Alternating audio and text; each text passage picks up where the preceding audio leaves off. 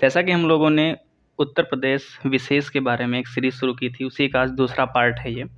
हम लोगों ने कल चर्चा की किस तरीके से उत्तर प्रदेश में पर्यटन के लिए नीतियां लाई गई, जिसमें हम लोगों ने चर्चा किया था पर्यटन विभाग 1956 में, साथ में पर्यटन निदेशालय 1972 और पर्यटन विकास निगम की स्थापना 1974 में की गई थी।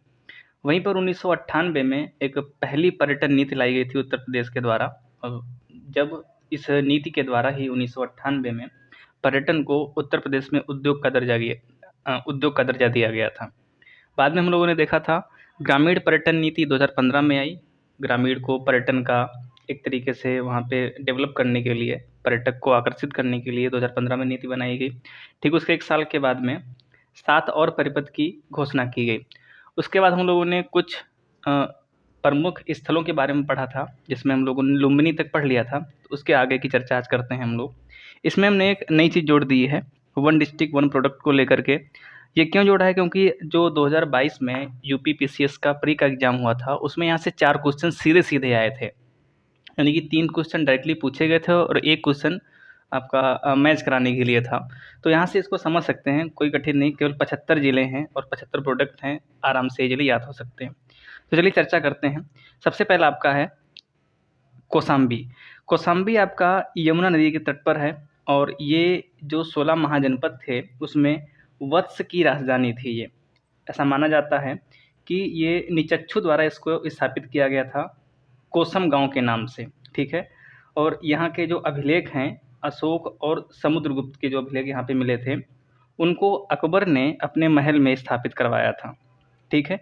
साथ में जैन तीर्थंकर पद्म प्रभु जो 6वें नंबर के हैं, उनका जन्म कौशाम्बी में ही हुआ था। अगर बात करें यहाँ के ओडीओपी के अंतर्गत, तो जो फूड प्रोसेसिंग है, जैसे बनाना चिप्स हो गया या आपका पोटैटो चिप्स हो गया, इस तरीके से यहाँ का एक तरीके से चिन्हित किया गया है एक उत्पाद के रूप में। आगे बात करें कालिंजर। कालिंजर को देखें तो इतिहास में बहुत ही महत्व इसका है। कालिंजर का जो किला है ये कहाँ पे पड़ेगा? आपका बांदा जिला में। प्रमुख दुर्गीकृत स्थल है। इतिहास में आपने देखा होगा शिवाजी जो मराठा साम्राज्य है उसके दौरान भी इसका उल्लेख किया गया है। साथ में यहाँ पे राजपूतों का शासन था और 1545 में एक सैन्य अभियान के दौरान बारूद विस्फोट में शेर शाह सूरी की मृत्यु इसी कालिंजर के किले में हुई थी। आपने पढ़ा होगा किस तरीके से जो आपका मुगल काल प्रारंभ हो गया था, उसी टाइम पे शेर शाह सूरी की जो मृत्यु हुई थी वो कालिंजर अभियान में हुई थी। अगर यहाँ के हम ओडीओपी के बारे में देखें तो जो ये बांदा डिस्ट्रिक्ट है, वहाँ का जो प्रोडक्ट है वो सेजर स्टोन क्राफ्ट है। जिस तरीके से आप देखते होंगे जो प्लेटें होती हैं पत्थर की, जो कप होती है, उस पर जो डिजाइन बनी होती है, उसी को सेजर स्टोन बोला जाता है। और वही उसी की जो एक तरीके से डिजाइन बनाई जाती है बांदा जिले में, तो उसको याद रख सकते हैं आप। आगे बात करें कालपी की। अगर कालपी में हम देखें तो कालपी जालौन जिला में स्थित है और यमुना नदी के तट पर है। क्वेश्चन पूछ सकता है कि जो कालपी शहर है वो किस नदी के तट पर स्थित है? तो नदी कौन सी है? यमुना नदी। बात करें अगर जो बीरबल हैं, बीरबल की जन्मस्थली के रूप में माना जाता है, जो अकबर के दरबारी कवि के रूप में जाने जाते हैं, नवरत्नों में से एक थे। और साथ में जो मुगलों के जो टकसाल थे उसके अवशेष कालपी में मिलते हैं। टकसाल क्या होता है? जहाँ पे सिक्कों को ढाला जाता है, तो उसके अवशेष कालपी में प्राप्त होते हैं। बात करें यहाँ के ओडीओपी प्रोडक्ट के बारे में, तो हैंडमेड पेपर आर्ट यहाँ का एक प्रोडक्ट है जो ओडीओपी के अंतर्गत रखा गया है कालपी का, तो इसको आप याद रख सकते हैं। नेक्स्ट बात करें बनारस।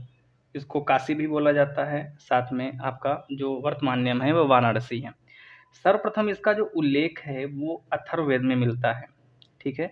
और ऐसा माना जाता है कि ये भगवान शिव की नगरी है और कई सारे धार्मिक ग्रंथों में ऐसा लिखा पाया गया है। भगवान शंकर ने कहा था अगर पूरी सृष्टि नष्ट हो जाएगी और लेकिन एक शहर की उसको कोई भी आँच नहीं आएगी, वो था बनारस, ठीक है। इसका नाम बनारस क्यों पड़ा? क्योंकि जो 2 नदियां हैं, एक है वरुणा, दूसरी है अस्सी, इनके संगम पर बसा हुआ है, इसीलिए वरुणा अस्सी को मिला करके वाराणसी कर दिया गया।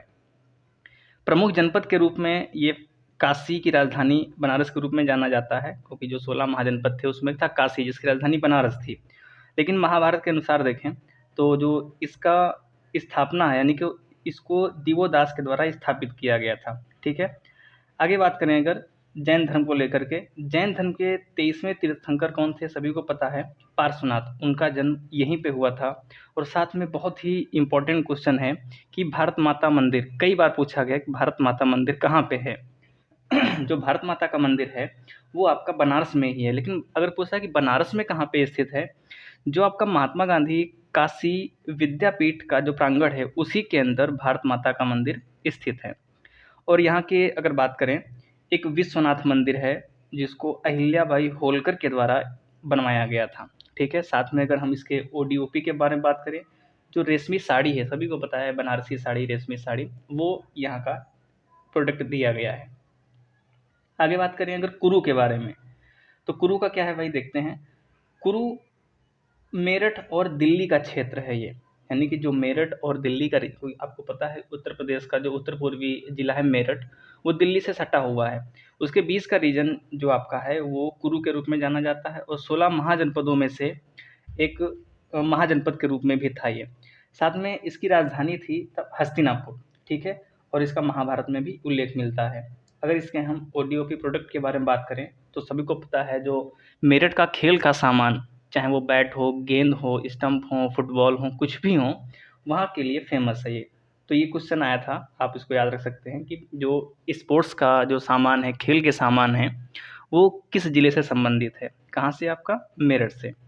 आगे बात करें चंदावर, चंदावर के बारे में बात करेंगे तो कन्नौज और इटावा के मध्य का जो क्षेत्र है वो चंदावर के रूप में जाना गया।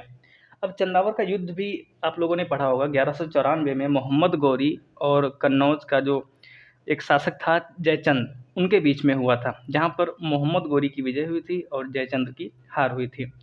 आप सभी को पता है एक जो सम्राट पृथ्वीराज चौहान थे, उनकी मृत्यु के पीछे किसका षड्यंत्र था, तो जयचंद का षड्यंत्र था। किस तरीके से उन्होंने छल से इनके साथ कि रीजन, वहाँ पे एक कहानी क्या मिलती है, पृथ्वीराज रासो एक बुक है जो पृथ्वीराज चौहान के दरबारी कवि चंद्रवरदाई के द्वारा लिखी गई थी। उसमें मिलता है कि जो जयचंद की एक पुत्री थी, उनको प्रेम हो गया था सम्राट पृथ्वीराज चौहान से, और जयचंद नहीं चाहता था कि उनकी शादी सम्राट से हो। लेकिन जब स्वयंवर हुआ तो सम्राट वहाँ पर पहुँच के उनको ले आते हैं। तो इन्हीं की खुन्नस में उसने मोहम्मद गौरी से सौदा कर लिया पृथ्वीराज सम्राट के मौत का, और बाद में एक तरीके से बंदी बना के ले गए सम्राट को मोहम्मद गौरी, और वहीं पे उनको ख़त्म कर दिया। ठीक है, अगर इसके हम ओडीओपी की बात करें, यानी कि कन्नौज और इटावा का, कन्नौज का सबको पता है इत्र नगरी के रूप में जाना जाता है, तो कन्नौज का क्या हो गया, परफ्यूम हो गया। साथ में जो इटावा है, इटावा के जो प्रोडक्ट्स हैं वो टेक्सटाइल प्रोडक्ट हैं, यानी कि जो कपड़ा है वो इटावा में ही दिया गया है। आगे बात करें अगर हम चुनार चुनार के बारे में बात करें अगर, तो चुनार विंध्य क्षेत्र में गंगा नदी के तट पर मिर्ज़ापुर ज़िले में स्थित है। ठीक है, मिर्ज़ापुर आप भली-भांति परिचित होंगे, जो सीरीज़ देखते होंगे मिर्ज़ापुर, वही वाला मिर्ज़ापुर है ये।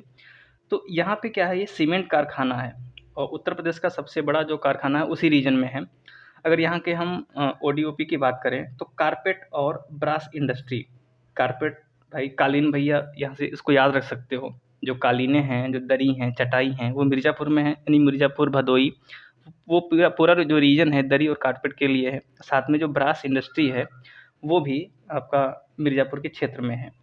आगे बात करें अगर हम जौनपुर, जौनपुर के रूप में देखें अगर, तो जौनपुर ये जूना खां की याद में बसाया गया था। किसके द्वारा बसाया गया था, फिरोज शाह तुगलक के द्वारा। यहाँ से क्वेश्चन पूछा गया है कि जो जौनपुर है वो किसने बसाया था, तो फिरोज शाह तुगलक ने बसाया था। जो जूना खां का दूसरा नाम क्या था, मोहम्मद तुगलक। इसकी स्थापना कब हुई थी, 1358 ईस्वी में। ठीक है, यहाँ पे है क्या क्या भाई, एक तो अटाला मस्जिद है, दूसरा आपका लाल दरवाज़ा, तीसरा जामा मस्जिद। ये क्वेश्चन सीधा पूछ सकता है कि भाई ये जो स्थापत्य कला है वो कहाँ पे है, तो सीधा बता सकते हैं आप। साथ में इसके अगर हम ओडीओपी की बात करें तो जौनपुर में वूलन कारपेट, यानी कि जो दरी है वो आपका यहाँ पे एक तरीके से प्रोडक्ट के रूप में चिन्हित किया गया है। आगे बात करें, इसे सिराज हिंद के नाम से भी जाना जाता है, जो आपका जौनपुर है, उपनाम है, इसको याद रख सकते हैं। आगे बात करते हैं झांसी की। झांसी क्या है, बहुत ही महत्वपूर्ण स्थल है। क्यों, क्योंकि भाई जो 57 की क्रांति हुई थी वहाँ पे झांसी की रानी का जो एक तरीके से योगदान था बहुत ही महत्वपूर्ण था उस रीजन में। तो झांसी क्या है भाई, ओरछा शासक वीर सिंह बुंदेला के द्वारा इसको 1631 में स्थापित किया गया था। बहुत ही महत्वपूर्ण है, इसको याद रखना आप कि जो झांसी की स्थापना किसके द्वारा की गई थी, वीर सिंह बुंदेला के द्वारा, और कब की गई थी, 1631 में। ठीक है, यहाँ के एक स्वतंत्र शासक थे गंगाधर राव, और जो रानी लक्ष्मीबाई हैं वो गंगाधर राव की पत्नी थी। इस एक कहानी फेमस है, जो रानी लक्ष्मीबाई थी वो मराठी थी, यानी महाराष्ट्र की थी, और जो गंगाधर राव की इसके पहले कई सारी शादियाँ हो चुकी थी, और बाल्यकाल में ही रानी लक्ष्मीबाई की शादी गंगाधर राव से हो गई। और ये शादी क्यों हुई थी, क्योंकि गंगाधर राव की कोई पुत्र की प्राप्ति यानी कोई संतान नहीं हो रही थी। और एक विडंबना और भी है कि जब इनकी लक्ष्मीबाई से भी शादी हो गई फिर भी कोई पुत्र नहीं हुआ इनके, तो जो पुत्र इनका है वो दत्तक पुत्र था, जो आप कई सारी फोटो में देखते हो, यानी कि जो पीठ पे बांधे हुए उन्होंने तलवारबाजी कर रही हैं। ठीक है, कुछ स्थल यहाँ के हैं अगर बात करें, जैसे हाँ, आपका लक्ष्मीबाई महल और मेहंदी बाग यहाँ के मुख्य जो ये आपके ऐतिहासिक स्थल हैं। और झांसी का अगर ओडीओपी की बात करें तो झांसी में सॉफ्ट टॉय, जैसे आपके टेडी बियर हो गया, या आपने हार्ट शेप में पिलो देखा होगा, जितने भी मखमली यहाँ पे खिलौने हैं वो सभी यहाँ पे बनाए जाते हैं, तो इसको आप याद रख सकते हो यहाँ से। आगे बात करें अगर हम देवगढ़ की, देवगढ़ किस लिए भाई चर्चा में है, देवगढ़ कहाँ पे है, सबसे पहले देखिए ये ललितपुर में है। ललितपुर वही जिला है जो मध्य प्रदेश इसको 3 ओर से घेरे हुआ है, यानी झांसी के नीचे जो लटका हुआ है श्रीलंका के तरीके से, वो ललितपुर है। और ललितपुर में ही एक स्थान है देवगढ़। इसकी ऐतिहासिकता क्या है, जो भगवान विष्णु का मंदिर है गुप्त काल का दशावतार मंदिर, वो ईंटों से बना हुआ ये यहाँ पे पाया गया है। कई बार क्वेश्चन पूछा गया है कि गुप्तकालीन ईंट स्थापत्य कला का दशावतार मंदिर कहाँ पे है। सीधा अगर उत्तर प्रदेश विशेष का एग्जाम होगा तो जिला पूछेगा, अगर कोई मान लीजिए सेंट्रल गवर्नमेंट का एग्जाम है तो सीधा वो स्थान पूछेगा। अगर इसके हम ओडी-ओपी प्रोडक्ट के बारे में बात करें तो ललितपुर का ये जरी सिल्क साड़ी है। ठीक है, और साथ में रेडीमेड जो गारमेंट्स हैं वो, जैसे जो आपका इटावा में देखा था आपने, जो रेडीमेड गारमेंट्स हैं, टेक्सटाइल गारमेंट्स, वो जहाँ पे पाया जाता है, जैसे जीन्स पैंट हो गया, शर्ट टी शर्ट, इस तरीके से ललितपुर में है। साथ में जरी सिल्क जो साड़ियाँ हैं, जरी का मतलब क्या, जो जैसे मोती हो गए, सितारे हो गए, उनको सुई धागे से यानी कि इस पे नक्काशी की जाती है कपड़े पे, कपड़े पे सिलाई होती, बुनाई होती है, तो उसी को जरी सिल्क बोला जाता है। तो ये कहाँ का है, ये ललितपुर का है। तो आपने देखा होगा कई सारे घरों में जो औरतें हैं, पहले अड्डा बोलते थे गाँव में, उसको लगा करके करती रहती हैं। तो आगे बात करेंगे पांचाल की। पांचाल आपको पता है कि जो 16 महाजनपद थे उनमें से पांचाल था, और पांचाल 2 थे, एक उत्तरी पांचाल था और दूसरा आपका दक्षिणी पांचाल था। जो उत्तरी पांचाल की राजधानी थी वो अहिछत्र थी, और दक्षिणी पांचाल की राजधानी थी वो काम्पिल्य थी। इसके बारे में बात करें, जो वर्तमान का बरेली, बदायूं और फर्रुखाबाद का क्षेत्र है वो पांचाल के अंतर्गत था। यहीं पे बात करें अगर, तो अगर जो बरेली, बदायूं और फर्रुखाबाद के जो ओडीओपी हैं, यानी कि जो प्रोडक्ट हैं जो चिन्हित किए गए हैं डिस्ट्रिक्ट के रूप में, अगर फर्रुखाबाद की बात करें, जो टेक्सटाइल प्रिंटिंग, आपने गांव में देखा होगा, जो जो महिलाएं, जो बेटियां हैं, वो जो कसीदा काटती, कुर्ता काटती, उनमें जो प्रिंटिंग होती है वो फर्रुखाबाद में ही होती है। साथ में अगर बदायूं की बात करें हम, तो बदायूं में जो जरदोजी का काम है वो बदायूं में होता है। साथ में जो लखनऊ में भी आप देख सकते हो इसको। और बरेली, बांस बरेली के नाम से इसका नाम भी फेमस है, इसलिए इसको जो बैम्बू प्रोडक्ट्स हैं, चाहे वो बेंत हों, चाहे वो अन्य प्रकार के कोई भी प्रोडक्ट्स हों जो बांस से संबंधित हों, वो सभी आपके बरेली में बनते हैं। साथ में जो गोल्ड स्मिथ इंडस्ट्री है, यानी कि जो लोहार लोग हैं, लोहार लोगों के जो कारखाने हैं, मुख्य रूप से वो उत्तर प्रदेश के बरेली ज़िले में मिलते हैं। ठीक है, आगे बात करें अगर हम प्रयागराज की, तो प्रयागराज के बारे में आप सभी लोग जानते हैं कि मुख्य रूप से ये ऐतिहासिक स्थल है, और कई बार से इसका नाम, यानी कि पहले ये प्रयाग था, फिर इलाहाबाद हुआ, फिर से प्रयागराज हो गया। तो जानते हैं क्या इसके पीछे है प्रयागराज। तो वर्तमान में गंगा, यमुना, ऐसा माना जाता है कि पहले सरस्वती नदी भी थी लेकिन ये विलुप्त हो चुकी है। तो गंगा यमुना का जो दोआब है, दोआब का मतलब क्या है, जो दो नदियों के बीच का क्षेत्र है वहीं पे बसा हुआ है। अकबर द्वारा कौशाम्बी के जो स्तंभ लेख हैं वो यहीं के जो अकबर का किला है प्रयागराज में, वहाँ पे इसने रखवाया था। अकबर द्वारा ही इसका पुनर्स्थापना की गई और इसका नाम बदलकर इलाहाबाद रखा गया। तो यहाँ से क्वेश्चन पूछा गया है कि जो प्रयागराज का नाम इलाहाबाद किसने रखा था, तो यहाँ पे बता सकते हैं वो कौन था शख्स, वो था भाई अकबर। अकबर के द्वारा इसका नाम इलाहाबाद रखा गया था। साथ में और भी ऐतिहासिकता इसकी है कि हर्षवर्धन के द्वारा प्रत्येक 5 वर्ष में यहाँ पर महामोक्ष परिषद का आयोजन किया जाता था। और आपको पता है कि यहाँ पे जो कुंभ का मेला हर 12वें वर्ष में लगता है, जो विश्व का सबसे बड़ा मेला है, सबसे बड़े मेले के रूप में जाना जाता है। यूनेस्को की जो वर्ल्ड हेरिटेज के रूप में भी इसको विश्व धरोहर के रूप में इसको रखा गया है। अगर हम प्रयागराज के ओडीओपी के बारे में बात करें तो जो मूंज के प्रोडक्ट हैं, जैसे कि पहले गांव में हमारी दादी मम्मी लोग बुनती थीं डलवे डलैये, उस तरीके से जो प्रोडक्ट हैं वो प्रयागराज में कहीं ना कहीं भी बनते हैं। तो उन्हीं प्रोडक्ट को यहाँ पे वन डिस्ट्रिक्ट वन प्रोडक्ट के अंतर्गत इसको चिन्हित किया गया था। ठीक है, इस भाग में इतना ही, मिलते हैं अगले भाग में।